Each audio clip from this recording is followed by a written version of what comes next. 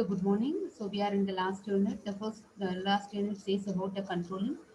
We'll have a system and process of controlling, budgetary and non-budgetary control techniques, use of computers and IT in management control, productivity problems and management, control and performance, direct and preventive control reporting. Okay. So these are the topics which is covered in the fifth unit. So the first thing we have to say about what is controlling. So controlling in the sense we have to monitor, we have to compare, we have to correct the performance, and we have to take the action. Okay. So that is the thing is about the controlling. So it is defined as a process of monitoring, comparing, correcting the performance, and taking action to ensure desired results. Okay. It sees to that if the right things happen in the right way at the right time. That is to be as a controlling.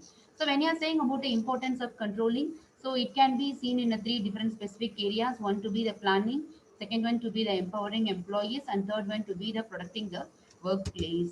So planning, controlling links.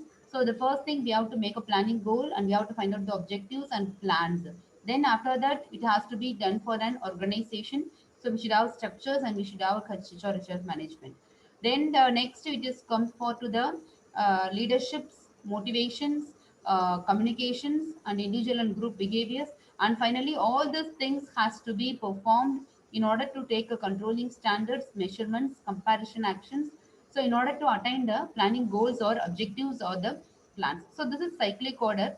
So this is the link which will be performing from the planning to the controlling. So when you are defining a control process, it's a three-step process which measures actual performance, comparing actual performance against standard, and taking the managerial actions in order to correct deviations or to address inadequate standards.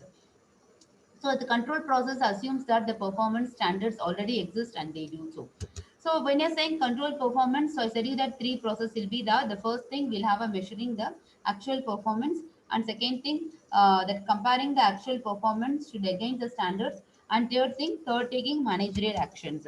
So first measuring, so we'll have a four observations, one to be the four approaches or managers which is used to measure and report actual performance are. Then we'll have a personal observation, statistical reports, oral reports, and stated reports. So step two, we'll have about around it. We have to compare the actual performance against the standard one. So that will be the step two. Step three, so we have to take the managerial actions. So three possible course of actions which takes place over on it. That is the nothing to correct the actual performance or in order to revise the standard ones. So we have a different types of control.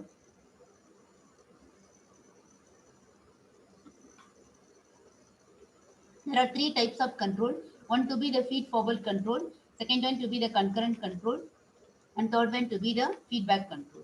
So first thing we'll have a input that has to be processed and to be the output.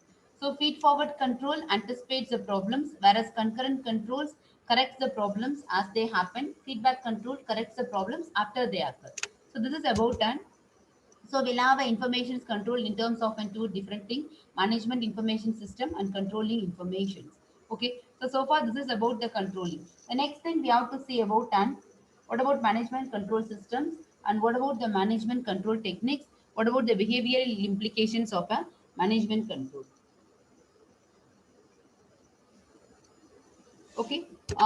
So when you are saying about a management control system, so it consists of three words, which is to be namely management control systems. So what is the management control? So we know that it is defined as of a main thing that is the planning, organizing, staffing, directing, evaluating, and controlling. That is post-DEC. Okay. So it is defined. It may be defined as the activities that is the act of an organization in order to achieve the predetermined goal and within the allocated resources. So hence the management had to get the task, the performance, so that the task performed in an effective manner and ensure the achievement of the organization goals over there.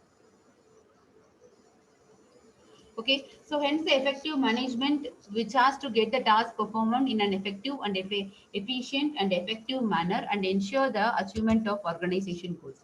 In today's dynamic and fiercely competitive world, so what you'll be getting over on it, Abdina, the thing that is, it becomes essential for the management to control the resources, namely human, physical, and financial. So So exercising control is one of the major functions of the management. It is required to ensure actual performance conforms to predetermined standards. So when you are saying about a control which involves the measurement of performance against predetermined goals, identification of deviations from the goals, initiating corrective actions to rectify the deviation, and influencing people to change their behavior actions. Hence, control is ensuring that the actual performance meets the desired level of performance. So management system can be defined as a group of elements working together in an integrated, independent, and coordinated manner to achieve the synergy and the ultimate goal.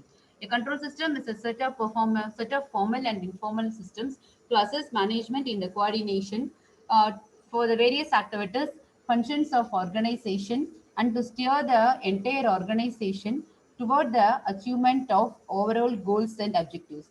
A control system is so designed bring unity to diverse activities of an organization to fulfill the overall objectives. So factors influencing the MCS. So we'll have a size and spread of the enterprise, nature of operations, and then types of responsibility centers, and then we'll have around people and their perceptions. So types of management control systems. So we'll have a two controls, one to be the formal and other one to be the informal control.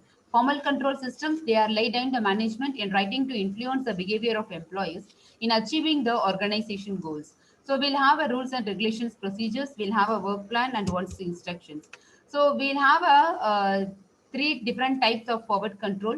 One to be the process control, second one to be the output control, another one to be the input control. Okay, so informal control systems, these are unwritten people initiated mechanisms that influence the behavior of individuals or groups in business units. So we'll have a group behavior, work culture, organizational norms and beliefs. So three types of informal controls are self-control, social control and cultural control. So level of controls, we'll have a top management, middle management and lower level management. So we'll have a strategic control in top management. Management control will have under in the middle management, operational control in the lower level management. So strategic control, so that is strategic formulations for the entire organizations, identifying goals, strategies and policies for the entire organization. So it is long-term in nature overall. Management control, it deals with the effective utilization of resources made available by the top management for the accomplishment of organization's objectives. It is exercised by the middle management through interactions with the top management and lower level management, and it is medium term in nature. It is exercised by the lower level or shop floor level management. It is short term in nature. The benchmarks are well defined and outcomes are tangible and easily measurable. So by that, the process of control, that is a controlling topic, it's over. Okay. So the remaining thing that we can see in the next class.